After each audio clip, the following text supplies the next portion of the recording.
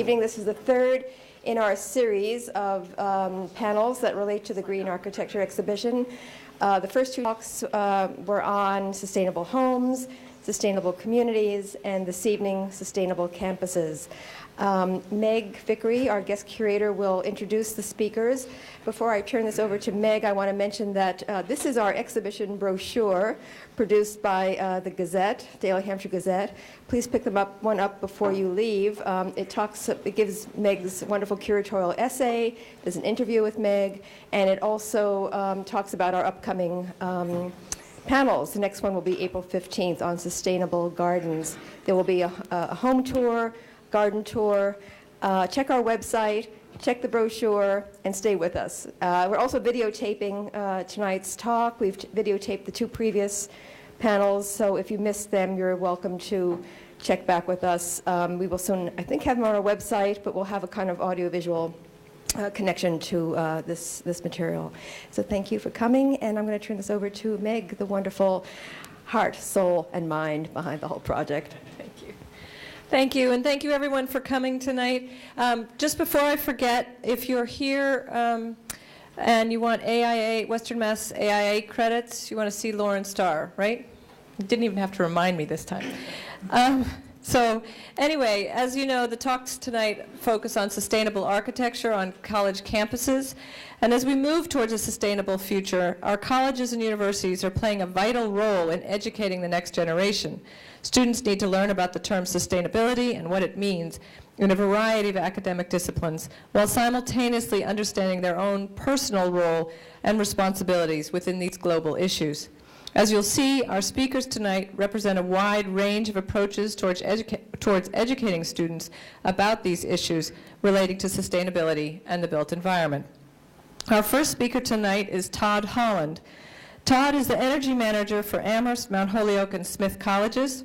The shared position was established to furnish the schools with specialized expertise needed to identify, analyze, prioritize, and implement energy conservation projects and programs. Projects implemented run the gamut from replacing light bulbs to building new combined heat and power cogeneration plants. As energy manager, Todd works to establish collaborative committees among the consortium members to promote energy conservation and to avoid duplication of efforts from campus to campus. Todd has been in the position for just over 5 years and came to the colleges with a background in engineering consulting, energy services, and aerospace industries. He's a graduate of the University of Connecticut and a licensed professional engineer in 6 states. Todd? Good evening.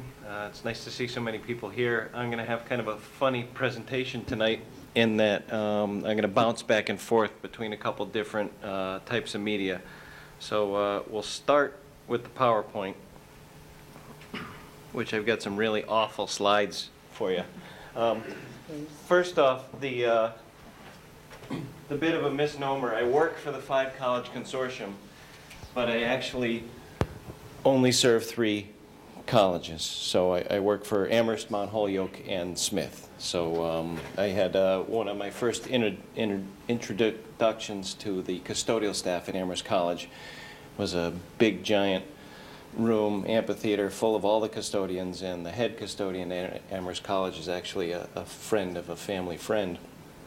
And about 3/4 of the way back, he raises his hand. He says, let me get this straight, Todd. You work for 5 colleges, but you only really work for 3 of them, so doesn't that mean you only ought to be making 60% of what you're making? So, thanks, George.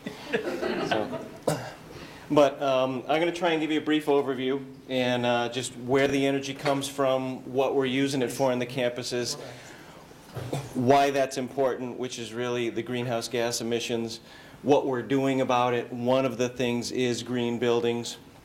I'll give you a real quick overview on 3 of the green buildings and what's changed in the 5 or so years that I've been doing this.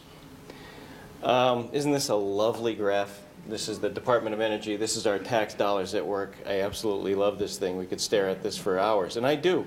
But what this shows you is, this shows you where the energy is coming from over here. These are all the various energy sources: coal, natural gas, crude oil, Natural gas liquids. Nuclear is that little arrow there. Renewable energy is that little teeny thing right there. And this is petroleum down here. And so this is domestic production, 70% of the input to the process, and that's imports. And then it shows where it's going. Residential, commercial, industrial, transportation. So that kind of shows you what we're doing with the energy. And those four sectors are roughly equal. Industry is the biggest. We still actually make things in the United States, believe it or not. But the important thing here is if you color the input, that brown part of the input is what is fossil fuel. So that's kind of sobering. Most of the input to our energy process, which does everything we want to do, live, work, make, move, is fossil fuels.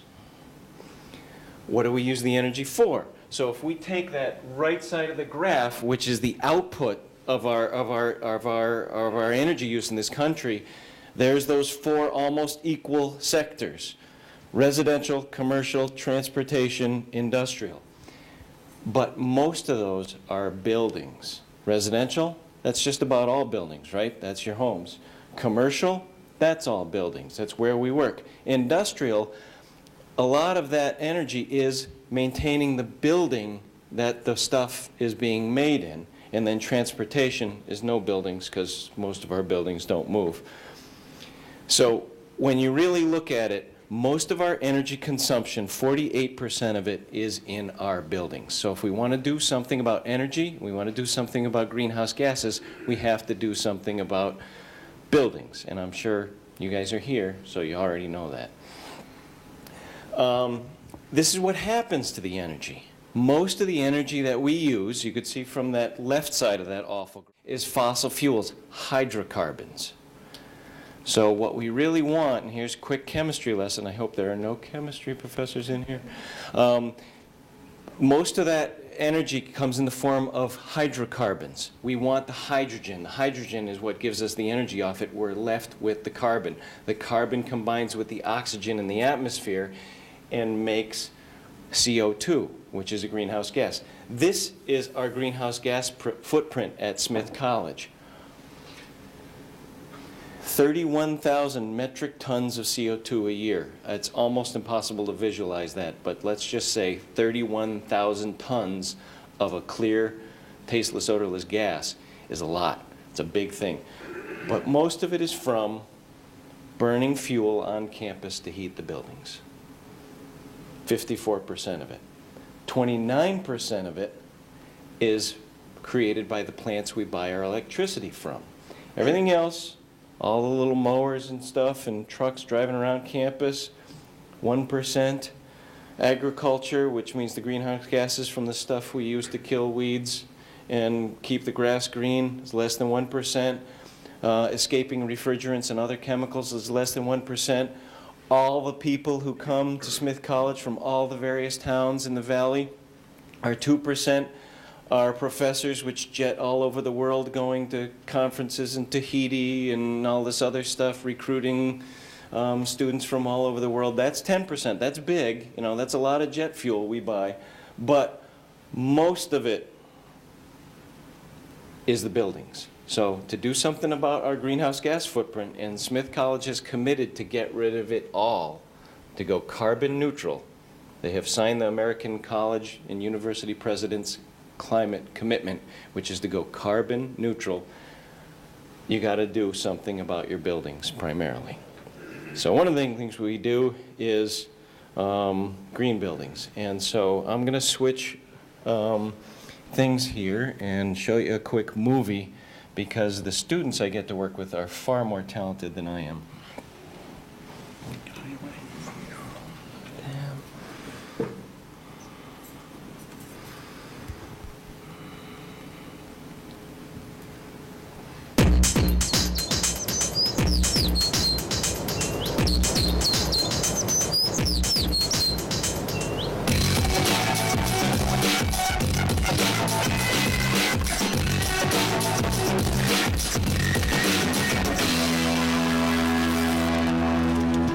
I'm Todd, Holland, the energy manager.